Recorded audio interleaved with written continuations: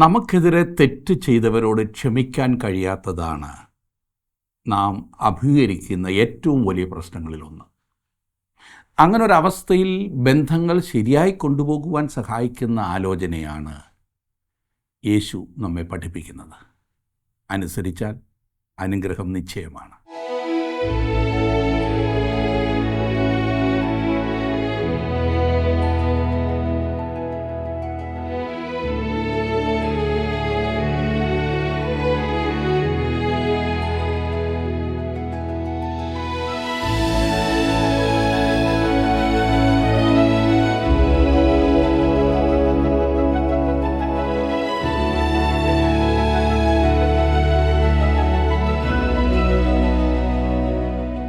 ജീവസന്ദേശം പ്രോഗ്രാമിലേക്ക് സ്വാഗതം. തന്നോട് ചോദ്യങ്ങൾ ചോദിച്ചവരുടെ ഹൃദയവിചാരങ്ങൾ മനസ്സിലാക്കിയാണ് ക്രിസ്തു പലപ്പോഴും അവർക്ക് മറുപടി നൽകിയിരുന്നത്. സ്വർഗരാജ്യത്തിൽ വലിയവനാകുവാനുള്ള മോഹത്തിൽ ചോദ്യങ്ങൾ ചോദിച്ച സ്ഥാനമോഹികൾക്ക് നൽകിയ മറുപടിയുടെ സാരാംശം മാനസാന്തരപ്പെടുക എന്നതായിരുന്നു. മറ്റുള്ളവരെ ശുശ്രൂഷിക്കുന്നവൻ ആകുന്നതാണ് സ്വർഗരാജ്യത്തിൽ വലിയവനാകുവാനുള്ള ഏക വഴിയെന്ന് കർത്താവ് അവരെ പഠിപ്പിച്ചു. ഗുരുവും കർത്താവുമായ തൻ്റെ ജീവിതത്തിൽ നിന്ന് കണ്ടുപഠിക്കുവാനുള്ള ആഹ്വാനമാണ് അവിടുന്ന് ശിഷ്യന്മാർക്ക് നൽകിയത്. സ്വർഗരാജ്യത്തിൻ്റെ മൂല്യങ്ങളും മുൻഗണനകളും തിരിച്ചറിയുകയും അംഗീകരിക്കുകയും ചെയ്യാതെ അതിൽ പ്രവേശിക്കുവാൻ സാധ്യമല്ല എന്ന സന്ദേശം ക്രിസ്തു വളരെ വ്യക്തമായി പഠിപ്പിച്ചു. മത്തായി എഴുതിയ സുവിശേഷം 18-ാം അധ്യായം.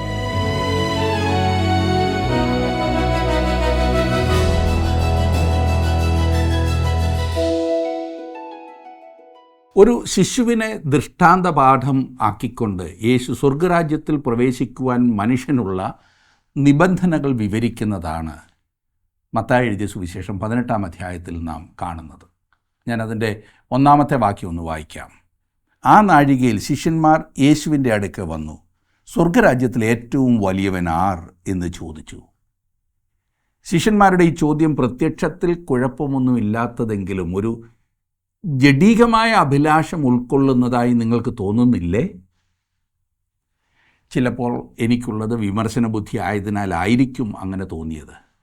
പക്ഷേ എനിക്ക് തോന്നുന്നത് ഇവരെല്ലാം കൂടി ഈ വിഷയം സംസാരിച്ചു കൊണ്ടിരിക്കുകയായിരുന്നു എന്നത്രേ. അതിൽ 2-3 പേർ സ്വർഗരാജ്യത്തിൽ വലിയവരായി പരിഗണിക്കപ്പെടുമെന്ന് തന്നെ ന്യായമായി ചിന്തിച്ചിരുന്നുവെന്നാണ് ഞാൻ കരുതുന്നത്. സ്വാഭാവികമായി അങ്ങനെയാണല്ലോ. അവർ ചിന്തിച്ചിരുന്നത് ഒന്ന് ഉറപ്പാക്കിക്കളയാം എന്നവർ കരുതി. അതുകൊണ്ട് യേശു വളരെ ഹൃദയസ്പർശിയായ ഒരു കാര്യം അവരോട് പറഞ്ഞു. 2-ാം വാക്യത്തിൽ നാം കാണുന്നത്, അവൻ ഒരു ശിശുവിനെ അടുക്ക വിളിച്ച് അവരുടെ നടുവിൽ നിർത്തി. ഇതെന്താകുന്നു നമ്മോട് പറയുന്നത്? ഒട്ടും അറച്ചു നിൽക്കാതെ ആ ചെറിയ ശിശു യേശുവിൻ്റെ അടുക്കൽ ചെന്നു എന്ന് ഈ ഭാഗം നമ്മോട് പറയുന്നു. മർക്കോസ് എഴുതിയ സുവിശേഷം 10-ാം അധ്യായത്തിൻ്റെ 14-ാം വാക്യത്തിൽ നാം വായിക്കുന്നത്, ശിശുക്കളെ എൻ്റെ അടുക്കൽ വരുവാൻ വിടുവീൻ, അവരെ തടുക്കരുത്. കർത്താവിൻ്റെ അടുക്കൽ വരുന്നതിന് ശിശുക്കളെ ലഭിക്കുന്നതിലല്ലായിരുന്നു പ്രയാസം. പിന്നെയോ ശിശുക്കൾ കർത്താവിങ്കിലേക്ക് വരുന്നതിനെ തടസ്സപ്പെടുത്തിയിരുന്ന പ്രായമുള്ളവരെ വിലക്കുകയായിരുന്നു പ്രയാസമുള്ള കാര്യം. ഇവിടെ നാം കാണുന്നത് അതിമനോഹരമായൊരു ചിത്രമാകുന്നു. യേശു ഈ ചെറിയ ശിശുവിനെ എടുത്ത് അവരുടെ നടുവിൽ നിർത്തി.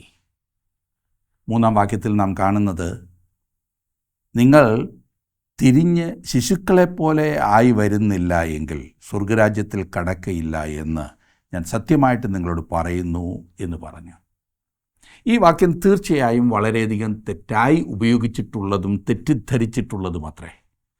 ഇവിടെ ഓർത്തിരിക്കേണ്ട ഒരു കാര്യം എന്തെന്നാൽ, യേശു ഇവിടെ മാനസാന്തരത്തെക്കുറിച്ചാണ് സംസാരിക്കുന്നത്, അല്ലാതെ തിരിഞ്ഞു വരുന്നതിനെക്കുറിച്ചല്ല. സ്വർഗരാജ്യത്തിൽ പ്രവേശിപ്പാൻ ഏതോ അസാധാരണമായ രീതിയിൽ ഒരു വ്യക്തി കുട്ടിക്കാലത്തിൻ്റെ അനുഭവത്തിലേക്ക് തിരിച്ചു വരണമെന്നോ പ്രവർത്തന രീതി ശിശുക്കളെപ്പോലെ ആക്കി തീർക്കണമെന്നോ ആകുന്നു ചിലർ ചിന്തിക്കുന്നത്. കുട്ടിക്കാലത്തേക്ക് തിരികെ പോകുന്നതിനെക്കുറിച്ചല്ല കർത്താവ് ഇവിടെ സംസാരിക്കുന്നത്. പിന്നെയോ ഒരു പുതിയ ജീവിതത്തിലേക്ക് പോകുന്ന അനുഭവം അത്രേ. ഇവിടെ യേശു കർത്താവ് തൻ്റെ ശിഷ്യന്മാരുടെ ചിന്തയെ ഉണർത്തുകയാണ് ചെയ്യുന്നത്. അവർ ഇപ്പോൾ ചിന്തിച്ചുകൊണ്ടിരിക്കുന്നത് സ്വർഗരാജ്യത്തിൽ ഒരു ഉയർന്ന സ്ഥാനം കരസ്ഥമാക്കണമെന്നുള്ളതാണ്. ആ വിഷയത്തിൽ നിന്നും കർത്താവ് അവരുടെ ശ്രദ്ധയെ അതിലും പ്രധാനപ്പെട്ടതും ഒന്നാമത്തേതുമായ സ്വർഗരാജ്യത്തിൽ പ്രവേശനം ലഭിക്കുന്ന കാര്യത്തിലേക്ക് തിരിക്കുകയാണ് ചെയ്യുന്നത്. പ്രവേശിച്ചിട്ടും വേണ്ടേ വലിയ ആളാകാൻ? യോഹന്നാൻ എഴുതിയ സുവിശേഷം 3-ാം അധ്യായത്തിൻ്റെ 3-ാം വാക്യത്തിൽ നിക്കോദെമോസിനോട് കർത്താവ് പറഞ്ഞിരിക്കുന്നത് പോലെ ഒരു പരിവർത്തനമാണ് ഇവിടെയും ഉദ്ദേശിക്കുന്നത്. അവിടെ പറഞ്ഞിരിക്കുന്നത്, യേശു അവനോട് ആമേൻ ആമേൻ ഞാൻ നിന്നോട് പറയുന്നു, പുതുതായി ജനിച്ചില്ല എങ്കിൽ ദൈവരാജ്യം കാണുവാൻ ആർക്കും കഴിയുകയില്ല. ഈ വാക്യത്തിൽ ഊന്നി പറഞ്ഞിരിക്കുന്ന ഏറ്റവും പ്രധാനപ്പെട്ട സംഗതി പുതുതായി ജനിക്കുക എന്നുള്ളതാണ്. നിങ്ങളൊരു ചെറിയ ശിശു ആകണമെന്ന് പറഞ്ഞാൽ നിങ്ങൾ വീണ്ടും ജനിക്കണം. നിങ്ങൾ വീണ്ടും ജനിക്കുമ്പോൾ ആത്മീയമായൊരു ചെറിയ ശിശുവിനെ പോലെ നിങ്ങൾ ആരംഭിക്കുന്നു. അതാണ് ഇവിടുത്തെ അർത്ഥം. നിർഭാഗ്യവശാൽ അനേകരും തങ്ങളുടെ ആത്മീയ പക്വതയില്ലായ്മ അംഗീകരിക്കുവാൻ തയ്യാറല്ല. പല സ്ഥലങ്ങളിലും പ്രസംഗിക്കുവാൻ ഞാൻ ചെല്ലുമ്പോൾ തങ്ങളെക്കൊണ്ട് അവരുടെ അനുഭവ സാക്ഷ്യം പറയിക്കണമെന്ന് പറഞ്ഞ് അടുത്തിടെ വിശ്വാസത്തിലേക്ക് വന്ന പലരും എന്നെ സമീപിക്കാറുണ്ട്. തങ്ങളിൽ ആരാകുന്നു വലിയവനെന്ന് ശിഷ്യന്മാർ ചോദിച്ച അതേ ചിന്താഗതിയാണ് ഇങ്ങനെയുള്ളവരിൽ സാധാരണ ഞാൻ കാണാറുള്ളത്. മിക്കവാറും ഈ പറയുന്നവർക്ക് സാക്ഷ്യം ആരംഭിക്കുവാനേ അറിയൂ, അവസാനിപ്പിക്കാൻ അറിയില്ല. പിന്നെ കേട്ടിരിക്കുന്നവരെല്ലാം കൂടി അങ്ങ് അവസാനിപ്പിക്കും. അത്ര പക്വതയുള്ളൂ. യേശു പറയുന്നത്, നിങ്ങൾ വീണ്ടും ജനനം പ്രാപിച്ചതാകുന്നു എങ്കിൽ നിങ്ങൾ നിങ്ങളുടെ ആത്മീയ പ്രായം ഓർക്കുക. നിങ്ങളൊരു ചെറിയ ശിശുവായി ആരംഭിക്കണം. ഒരു ശിശു എഴുന്നേറ്റ് നിന്ന് അതിൻ്റെ സാക്ഷ്യം പറയുമോ? ഒരു ശിശുവിനെ നിങ്ങൾ നിങ്ങളുടെ സഭയിലെ ഏതെങ്കിലും ചുമതല ഏൽപ്പിക്കുമോ? സഭയിൽ ചുമതലകൾ ഏൽപ്പിക്കുമ്പോൾ പൗലോസ് ഓർപ്പിച്ച ഒരു കാര്യമുണ്ട്. തിമോഥെയോസിന് എഴുതിയ 1-ാം ലേഖനം 3-ാം അധ്യായത്തിൻ്റെ 6-ാം വാക്യം, നിഗളിച്ചിട്ട് പിശാചിന് വന്ന ശിക്ഷാവിധിയിൽ അകപ്പെടാതിരിക്കാൻ പുതിയ ശിഷ്യനും അരുത്. ഇവിടെ നമ്മുടെ കർത്താവ് അങ്ങനെ ഒരു കാര്യമാണ് പറയുന്നത്. 4-ാം വാക്യത്തിലേക്ക് വരുമ്പോൾ, ആകയാൽ ഈ ശിശുവിനെ പോലെ തന്നെത്താൻ താഴ്ത്തുന്നവൻ സ്വർഗരാജ്യത്തിൽ ഏറ്റവും വലിയവനാകുന്നു. സ്വർഗരാജ്യത്തിൽ പ്രവേശിക്കുക, പുതുതായി ജനിക്കുക എന്നീ കാര്യങ്ങൾ നാം ഊന്നിപ്പറയുവാൻ ആരംഭിക്കുമ്പോൾ മനസ്സിലാക്കുവാൻ സാധിക്കുന്നത് എന്തെന്നാൽ, ഒരു ശിശുവിനെ പോലെ താഴ്ത്തുന്നവൻ മാത്രമാണ് സ്വർഗരാജ്യത്തിൽ ഏറ്റവും വലിയവൻ. 5-6 വാക്യങ്ങളിൽ കർത്താവ് തുടരുകയാണ്, ഇങ്ങനെയുള്ള ശിശുവിനെ എൻ്റെ നാമത്തിൽ കൈക്കൊള്ളുന്നവൻ എന്നെ കൈക്കൊള്ളുന്നു. എന്നിൽ വിശ്വസിക്കുന്ന ഈ ചെറിയവരിൽ ഒരുത്തന് ആരെങ്കിലും ഇടർച്ച വരുത്തിയാലോ അവൻ്റെ കഴുത്തിൽ വലിയൊരു തിരികല്ല് കെട്ടി അവനെ സമുദ്രത്തിൻ്റെ ആഴത്തിൽ താഴ്ത്തിക്കളയുന്നത് അവന് നന്ന്. ഇടർച്ച വരുത്തുക എന്നതുകൊണ്ട് ഇവിടെ ഉദ്ദേശിക്കുന്നത് പാപത്തിലേക്ക് നയിക്കുക എന്നത്രേ. വളരെ ശക്തമായ ഭാഷയാണ് കർത്താവ് ഇവിടെ ഉപയോഗിക്കുന്നത്. ഇവിടെ അവൻ മുന്നറിയിപ്പ് നൽകുകയാണ്. ശിശുക്കളെ കർത്താവിങ്കിലേക്ക് നയിക്കുന്ന ശുശ്രൂഷയ്ക്ക് കർത്താവ് ഇവിടെ മുൻഗണന നൽകിയിരിക്കുന്നു എന്ന് നാം കരുതണം. ശിശുക്കളുടെ ഇടയിലെ സുവിശേഷീകരണം ഒഴിച്ചുകൂടാത്ത ദൈവകൽപ്പനയാണെന്ന് കർത്താവ് വെളിപ്പെടുത്തുകയാണ് ചെയ്തിരിക്കുന്നത്. കുട്ടികളെ യേശുവിന് വേണ്ടി നേടുന്നത് ഏറ്റവും പ്രധാനപ്പെട്ട ശുശ്രൂഷയാണ്. കുഞ്ഞുങ്ങളുടെ ഇടയിൽ പ്രവർത്തിക്കുന്ന ഏതൊരുവരെയും ഞാൻ അഭിനന്ദിക്കുന്നു. ഇത്രയും പ്രധാനപ്പെട്ടതും പ്രയാസമേറിയതുമായ ശുശ്രൂഷ വേറൊന്നില്ല എന്ന് പലപ്പോഴും ഞാൻ ചിന്തിക്കാറുണ്ട്. ലോകപ്രശസ്ത ഉണർവ് പ്രസംഗകനായിരുന്ന D.L. മൂഡി ഒരിക്കലൊരു മീറ്റിങ്ങിൽ പ്രസംഗിച്ചിട്ട് വീട്ടിലേക്ക് വന്നപ്പോൾ വീട്ടിലുള്ളവർ ചോദിച്ചു, അന്ന് രാത്രിയിൽ എത്ര പേർ യേശുവിനെ രക്ഷകനായി അംഗീകരിച്ചു എന്ന്. 2.5 പേർ എന്ന് മൂഡി മറുപടി പറഞ്ഞു. അതിന് വീട്ടിലുള്ളവർ ചോദിച്ചു, അപ്പോൾ 2 പ്രായമുള്ളവരും ഒരു കുട്ടിയുമാണോ എന്ന്. ഈ അരട്ടിക്കറ്റ് അവർക്കാണല്ലോ. അങ്ങനെയല്ല എന്ന് മൂഡി പറഞ്ഞു. 2 കുട്ടികളും ഒരു പ്രായമായ വ്യക്തിയുമാകുന്നു അന്ന് അവരുടെ ജീവിതത്തെ യേശുവിനായി സമർപ്പിച്ചത് എന്ന് മൂഡി പറഞ്ഞു. പ്രായമായ വ്യക്തിയുടെ ആയുസ് മിക്കവാറും തീരാറായി. അതുകൊണ്ട് മൂഡി അതിനെ അരവ്യക്തിയാക്കി. കുട്ടികൾ ഇനി ഒരായുസ് മുഴുവൻ ജീവിക്കാൻ പോവുകയാണ്, അതിനെ പ്രധാനപ്പെട്ടതായി കണ്ടു. മനോഹരമായിരിക്കുന്നില്ലേ? 7 മുതലുള്ള വാക്യങ്ങളിൽ നാം കാണുന്നത്, ഇടർച്ച ഹേതുവായി ലോകത്തിന് അയ്യോ കഷ്ടം. ഇടർച്ച വരുന്നത് ആവശ്യം തന്നെ, എങ്കിലും ഇടർച്ച വരുത്തുന്ന മനുഷ്യൻ അയ്യോ കഷ്ടം. നിൻ്റെ കയ്യോ കാലോ നിനക്ക് ഇടർച്ചയായാൽ അതിനെ വെട്ടി എറിഞ്ഞു കളക. രണ്ട് കൈയും രണ്ട് കാലുമുള്ളവനായി നിത്യാഗ്നിയിൽ വീഴുന്നതിനേക്കാൾ അംഗഹീനനായിട്ടോ മുടന്തനായിട്ടോ ജീവനിൽ കടക്കുന്നത് നിനക്ക് നന്ന്. നിന്റെ കണ്ണ് നിനക്ക് ഇടർച്ചയായാൽ അതിനെ ചൂന്നെടുത്ത് എറിഞ്ഞു കളക. രണ്ട് കണ്ണുള്ളവനായി അഗ്നിനരകത്തിൽ വീഴുന്നതിനേക്കാൾ ഒറ്റക്കണ്ണനായി ജീവനിൽ കടക്കുന്നത് നിനക്ക് നന്ന്. ഈ ചെറിയവരിൽ ഒരുത്തനെ തുച്ഛീകരിക്കാതിരിപ്പാൻ സൂക്ഷിച്ചുകൊള്ളുവീൻ. ഇവിടെ ഉപയോഗിച്ചിരിക്കുന്നതിലും കഠിനമായ വാക്കുകൾ എനിക്ക് ചിന്തിക്കുവാൻ തന്നെ പ്രയാസമായി തോന്നുന്നു. നമ്മുടെ കർത്താവ് പറയുന്നത് ഈ ചെറിയവരിൽ അല്ലെങ്കിൽ ഈ കുട്ടികളിൽ ഒന്നിനെപ്പോലും തുച്ഛീകരിക്കാതിരിപ്പാൻ സൂക്ഷിച്ചുകൊള്ളുവീൻ. അവരിൽ ഒരാൾ മരിക്കുമ്പോൾ അതിൻ്റെ ആത്മാവ് ഉടനെ ദൈവത്തോടുകൂടെ ആയിരിക്കാൻ സ്വർഗത്തിലേക്ക് പോകുന്നു. ശിശുക്കളായിരിക്കുമ്പോൾ മരിക്കുന്ന എല്ലാവരും സ്വർഗത്തിലേക്കാണ് പോകുന്നത്. നിങ്ങളുടെ ഒരു കുട്ടി ശിശുപ്രായത്തിൽ ഈ ലോകത്തിൽ നിന്ന് മാറ്റപ്പെട്ടിട്ടുണ്ടെങ്കിൽ ഈ സത്യം അറിയുന്നത് ആശ്വാസകരമല്ലേ? അവർ നിഷ്കളങ്കരായിരുന്നതിനാലോ അവർ നിങ്ങളുടെ കുട്ടിയായിരുന്നതിനാലോ അല്ല സ്വർഗത്തിൽ പോകുന്നത്. പിന്നെയോ യേശു അവർക്ക് വേണ്ടി മരിച്ചു എന്നതിനാലാണ്. അതത്രേ യേശു ഇവിടെ സംസാരിക്കുന്നത്. അവർക്ക് ഇടർച്ച വരുത്തരുത്, അവരെ തുച്ഛീകരിക്കരുത്, അവർ എൻ്റെ അടുത്തേക്ക് വരട്ടെ. അവർ മരിച്ചാലും അവരുടെ ആത്മാവ് എൻ്റെ പിതാവിൻ്റെ സന്നിധിയിലാകുന്നു എത്തിച്ചേരുന്നത്. പല മാതാപിതാക്കളും ഈ വിഷയത്തിൽ വളരെയധികം ഭാരപ്പെട്ടിരിക്കുന്നത് ഞാൻ കാണാറുണ്ട്. ദാവീദ് രാജാവ് ഈ സത്യം അറിഞ്ഞിരുന്നതിനാലാണ് ബത്ശബയിൽ തനിക്കുണ്ടായ കുട്ടിക്ക് രോഗം ബാധിച്ചപ്പോൾ പ്രാർത്ഥിച്ചത്. രാജാവ് ഉപവസിക്കുകയും കരയുകയും രാത്രി മുഴുവൻ തറയിൽ കിടന്ന് പ്രാർത്ഥിക്കുകയും ചെയ്തു. എന്നാൽ കുട്ടി മരിച്ചുപോയി എന്നറിഞ്ഞപ്പോൾ അവൻ എഴുന്നേറ്റ് കുളിച്ച് വസ്ത്രം മാറി ദേവാലയത്തിലേക്ക് ചെന്ന് ദൈവത്തെ ആരാധിച്ചു. അത് കണ്ട ബാല്യക്കാർ പരിഭ്രാന്തരായി. അവൻ അവരോട് പറഞ്ഞത് നാം 2 ശമൂവേൽ 12-ാം അധ്യായത്തിൻ്റെ 22-23 വാക്യങ്ങളിൽ വായിക്കുന്നത്, കുഞ്ഞ് ജീവനോടിരുന്ന സമയം ഞാൻ ഉപവസിച്ചു കരഞ്ഞു. കുഞ്ഞ് ജീവിച്ചിരിക്കേണ്ടതിന് ദൈവം എന്നോട് ദയ ചെയ്യുമോ ഇല്ലയോ ആർക്കറിയാമെന്ന് ഞാൻ വിചാരിച്ചു. ഇപ്പോഴോ അവൻ മരിച്ചുപോയി, ഇനി ഞാൻ ഉപവസിക്കുന്നത് എന്തിന്? അവനെ മടക്കി വരുത്തുവാൻ എനിക്ക് കഴിയുമോ? ഞാൻ അവൻ്റെ അടുക്കിലേക്ക് പോവുകയല്ലാതെ അവൻ എൻ്റെ അടുക്കിലേക്ക് മടങ്ങി വരികയില്ലല്ലോ എന്ന് പറഞ്ഞു. ഒരു ദിവസം തൻ്റെ കുട്ടിയോടൊപ്പം താൻ ആയിരിക്കുമെന്നുള്ള ഉറപ്പ് ദാവീദ് രാജാവിനുണ്ടായിരുന്നു. ഇതെത്ര മഹത്തായ ഒരു സത്യമാകുന്നില്ലേ?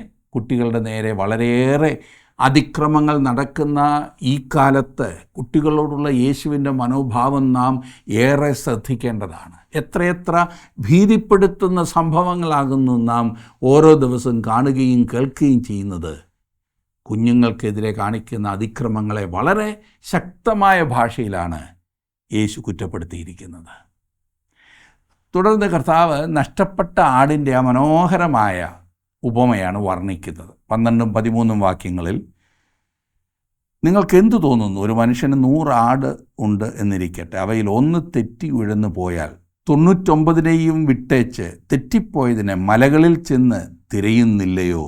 അതിനെ കണ്ടെത്തിയാൽ തെറ്റിപ്പോകാത്ത 99ലും അധികം അതിനെക്കുറിച്ച് സന്തോഷിക്കും എന്ന് ഞാൻ സത്യമായിട്ട് നിങ്ങളോട് പറയുന്നു. വിശുദ്ധ ലൂക്കോസ് എഴുതിയ സുവിശേഷം 15-ാം അധ്യായത്തിൽ നാം പഠിക്കുന്ന ആ നഷ്ടപ്പെട്ട അല്ലെങ്കിൽ കാണാതെ പോയ ആടിൻ്റെ ഉപമയിൽ നിന്നും വ്യത്യസ്തമാണ് ഈ ഉപമ. ലൂക്കോസ് എഴുതിയ സുവിശേഷത്തിൻ്റെ 15-ാം അധ്യായത്തിൽ നഷ്ടപ്പെട്ടതിനെ കണ്ടെത്തുക എന്നതാണ് പ്രധാനപ്പെട്ട വിഷയമെങ്കിൽ, മത്തായി എഴുതിയ സുവിശേഷം 18-ാം അധ്യായത്തിൽ നഷ്ടപ്പെട്ടതിനെ രക്ഷിക്കുന്നതാണ് പ്രധാനപ്പെട്ട സംഗതി. മനസ്സിലായല്ലോ? കർത്താവ് എങ്ങനെയാണ് ഈ ഉപമ അവസാനിപ്പിക്കുന്നതെന്ന് നോക്കിക്കേ. ഇപ്പോഴും അവൻ ആ ചെറിയവരെ, അതെ കുട്ടികളെ, അവരെക്കുറിച്ച് അത്ര ചിന്തിക്കുന്നത്. 14-ാം വാക്യത്തിൽ നാം വായിക്കുന്നത്, അങ്ങനെ തന്നെ ഈ ചെറിയവരിൽ ഒരുത്തൻ നശിച്ചു പോകുന്നത് സ്വർഗസ്ഥനായ നിങ്ങളുടെ പിതാവിനിഷ്ടമല്ല. തിരിച്ചറിയുവാനുള്ള കാലമാകുന്നത് വരെ ദൈവം കുഞ്ഞുങ്ങളുടെ ആത്മാക്കളുടെ കാര്യത്തിൽ ഉത്തരവാദിത്വം ഏൽക്കുന്നു എന്നാണ് ഞാൻ മനസ്സിലാക്കുന്നത്.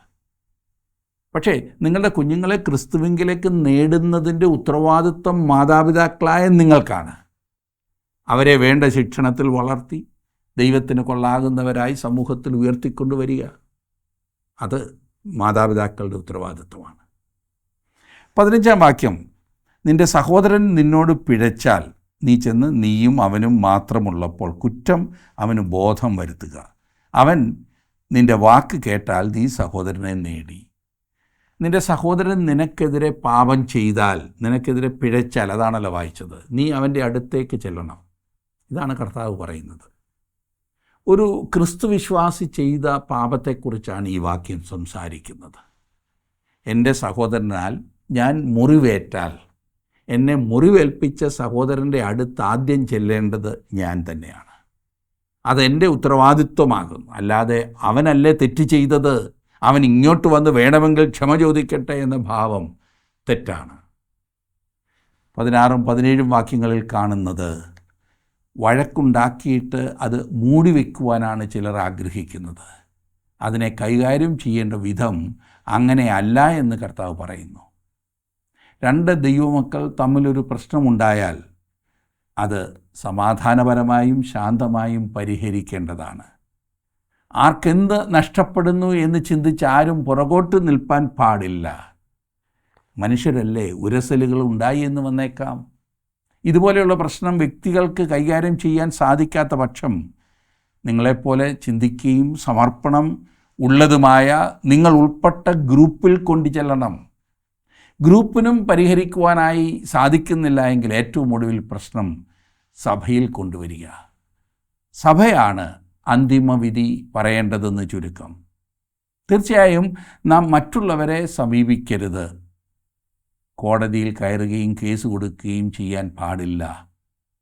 ഈ വിഷയത്തിൻ്റെ ഉപസംഹാരം എന്ന വണ്ണം കർത്താവ് പറഞ്ഞത് 18 മുതൽ 21 വരെയുള്ള വാക്യങ്ങളിൽ നാം കാണുന്നു.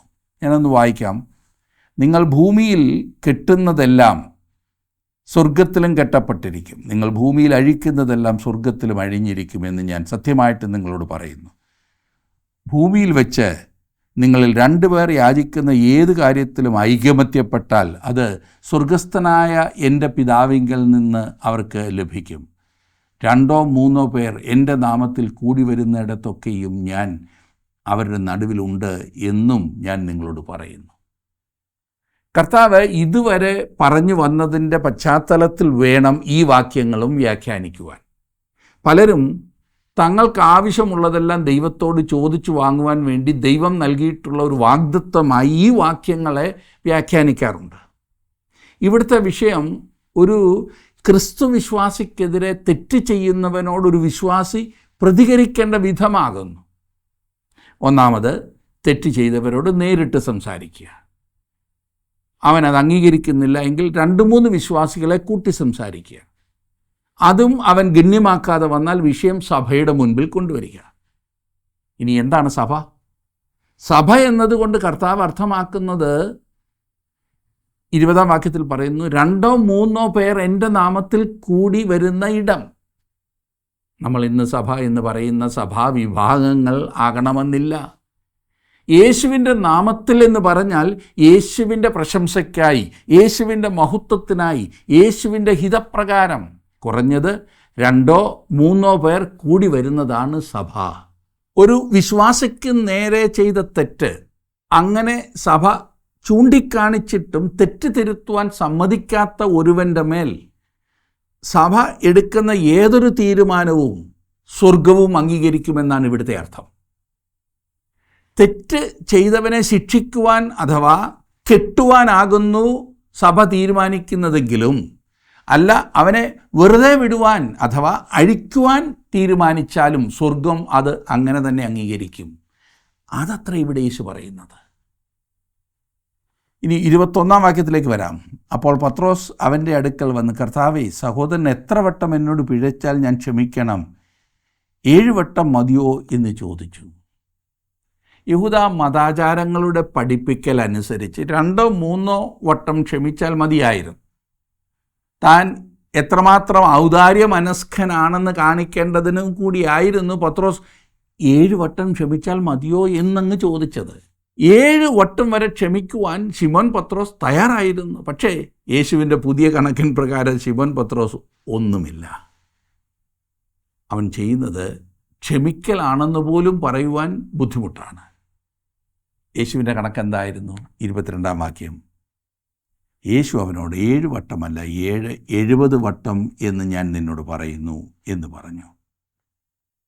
ഈ പറഞ്ഞിരിക്കുന്നത് 490 പ്രാവശ്യമാകുന്നു കണക്ക് കൂട്ടുകയാണെങ്കിൽ. നിങ്ങൾ ഒരാളോട് 490 പ്രാവശ്യം ക്ഷമിക്കുമ്പോഴേക്കും പ്രശ്നങ്ങൾ നന്നായി ക്രമപ്പെടുത്തുവാനാണ് സാധ്യത. അല്ലെങ്കിൽ ഇരുകൂട്ടരും പ്രശ്നങ്ങൾ കൂടുതൽ വഷളാക്കാത്ത ഒരു പ്രായത്തിലെത്തിക്കഴിഞ്ഞിരിക്കും. അതുകൊണ്ട് ഇത്രയും ക്ഷമിക്കുവാൻ നിങ്ങൾ തയ്യാറാകുന്നുവെങ്കിൽ കാര്യങ്ങൾ കുഴപ്പമില്ലാതെ പോകും എന്നത് ഉറപ്പാണ്. 23 മുതലുള്ള വാക്യങ്ങളിൽ നാം വായിക്കുന്നത്, സ്വർഗരാജ്യം തൻ്റെ ദാസന്മാരുമായി കണക്ക് തീർപ്പാൻ ഭാവിക്കുന്ന ഒരു രാജാവിനോട് സദൃശം. അവൻ കണക്ക് നോക്കി തുടങ്ങിയപ്പോൾ 10,000 താലന്ത് കടംപെട്ട ഒരുത്തനെ അവൻ്റെ അടുക്കൽ കൊണ്ടുവന്നു. അവന് വീട്ടുവാൻ വകയില്ലായകിയാൽ അവൻ്റെ യജമാനൻ അവനെയും ഭാര്യയെയും മക്കളെയും അവനുള്ളതൊക്കെയും വിറ്റ് കടം തീർപ്പാൻ കൽപ്പിച്ചു. അതുകൊണ്ട് ആ ദാസൻ വീണവനെ നമസ്കരിച്ചു. യജമാനനെ, എന്നോട് ക്ഷമ തോന്നണമേ, ഞാൻ സകലവും തന്നു തീർക്കാം എന്ന് പറഞ്ഞു. വേറൊരു വിധത്തിൽ പറഞ്ഞാൽ ആ ദാസൻ തൻ്റെ യജമാനന് കടം ഗഡുക്കളായി കൊടുത്തു തീർക്കാമെന്നാണ് പറയുന്നത്. അതിന് യജമാനൻ ചെയ്തത് 27-ാം വാക്യം. അപ്പോൾ ആ ദാസൻ്റെ യജമാനൻ മനസ്സലിഞ്ഞ് അവനെ വിട്ടയച്ചു, കടവും ഇളച്ചു കൊടുത്തു. ആ ദാസൻ പോകുമ്പോൾ തനിക്ക് 100 വെള്ളിക്കാശ് കടംപെട്ട ഒരു കൂട്ടുദാസനെ കണ്ട് തൊണ്ടയ്ക്ക് പിടിച്ച് ഞെക്കി അവൻ്റെ കടം തീർക്കുക എന്ന് പറഞ്ഞു. തൻ്റെ വിഷയം തെളിയിക്കുവാൻ അതിമഹത്തായൊരു ഉദാഹരണം അത്രേ കർത്താവ് ഇവിടെ ഉപയോഗിച്ചിരിക്കുന്നത്. തൻ്റെ യജമാനന് ഈ ദാസൻ കടംപെട്ടിരിക്കുന്ന പണം ഇന്ന് കണക്ക് കൂട്ടുകയാണെങ്കിൽ ഏതാണ്ട് 12 കോടി രൂപ വരും. ഇത്രയും ആർക്കെങ്കിലും ഇളച്ചു കൊടുക്കുക എന്ന് പറഞ്ഞാൽ ചെറിയ കാര്യമല്ല. എന്നാൽ 100 വെള്ളിക്കാശ് എന്ന് പറഞ്ഞാൽ ഏതാണ്ട് 500 രൂപ വരും. 500 രൂപയും 12 കോടി രൂപയും ഒന്ന് നിങ്ങൾ താരതമ്യപ്പെടുത്തി നോക്കിക്കേ. 29 മുതൽ 35 വരെയുള്ള വാക്യങ്ങളിൽ നാം കാണുന്നത് കർത്താവ് എത്ര കൃത്യമായിട്ടുള്ള ഒരു ഉദാഹരണമാണ് പറഞ്ഞത്. ക്ഷമ പ്രാപിച്ച ദാസൻ മറ്റുള്ളവരോട് ക്ഷമിക്കാതിരുന്ന ഉപമ ക്ഷമയുടെ പ്രമാണത്തെയാണ് ഉദാഹരിക്കുന്നത്. ഈ ഭാഗത്ത് വെളിപ്പെടുത്തിയിരിക്കുന്നത് ഒരു പുതിയ പ്രമാണമാകുന്നു. എന്നാൽ വിശ്വാസികളുടെ ക്ഷമയ്ക്കുള്ള അടിസ്ഥാനമല്ലിത്. പുതിയ നിയമ വിശ്വാസികളുടെ ക്ഷമയ്ക്കുള്ള അടിസ്ഥാനം എഫേസ്യ ലേഖനം 4-ാം അധ്യായത്തിൻ്റെ 32-ാം വാക്യത്തിൽ അത്ര പറഞ്ഞിരിക്കുന്നത്. അവിടെ ഇപ്രകാരം വായിക്കുന്നു, എഫേസ്യർ 4:32, നിങ്ങൾ തമ്മിൽ ദയയും മനസ്സലിവുമുള്ളവരായി ദൈവം ക്രിസ്തുവിൽ നിങ്ങളോട് ക്ഷമിച്ചതുപോലെ അന്യോന്യം ക്ഷമിപ്പീൻ. ദൈവം നമ്മോട് ക്ഷമിച്ചതുകൊണ്ട് നാം അന്യോന്യം ക്ഷമിക്കണം. ദൈവം നമ്മുടെ പാപം ക്ഷമിച്ചെങ്കിൽ അതേ വിധത്തിൽ നാം മറ്റുള്ളവരോടും ക്ഷമിക്കണം. മറ്റുള്ളവരുടെ കയ്പ് വെച്ചുകൊണ്ടിരുന്നാൽ അതൊരിക്കലും നന്മയ്ക്കാകില്ല. എത്ര കൃത്യമായിട്ടാണ് നമ്മുടെ കർത്താവ് ക്ഷമിക്കുന്നതിനെക്കുറിച്ച് പറഞ്ഞിരിക്കുന്നത്. നമ്മുടെയൊക്കെ ജീവിതത്തിൽ എത്രമാത്രം ക്ഷമിക്കാൻ കഴിയാത്ത സാഹചര്യങ്ങളുണ്ട്. എന്നാൽ കർത്താവ് പറഞ്ഞിരിക്കുന്നത് ക്ഷമിക്കുന്നത് നമുക്ക് അനുഗ്രഹമാണ്. അത് മറ്റുള്ളവർക്കുള്ള അനുഗ്രഹത്തെക്കാൾ കൂടുതൽ നമുക്കാണ്. ആ ചിന്തയോടെ നാം കർത്താവ് പറഞ്ഞതനുസരിക്കുമെങ്കിൽ അത് ജീവിതത്തിൽ ഏറ്റവും അനുഗ്രഹമാകും. കുടുംബജീവിതം, നാം ആയിരിക്കുന്ന സമൂഹത്തിൽ നാം ഒരനുഗ്രഹമാകും. അതിനായി ദൈവം നിങ്ങളെ സഹായിക്കട്ടെ, ശക്തീകരിക്കട്ടെ എന്ന് ഞാൻ പ്രാർത്ഥിക്കുന്നു.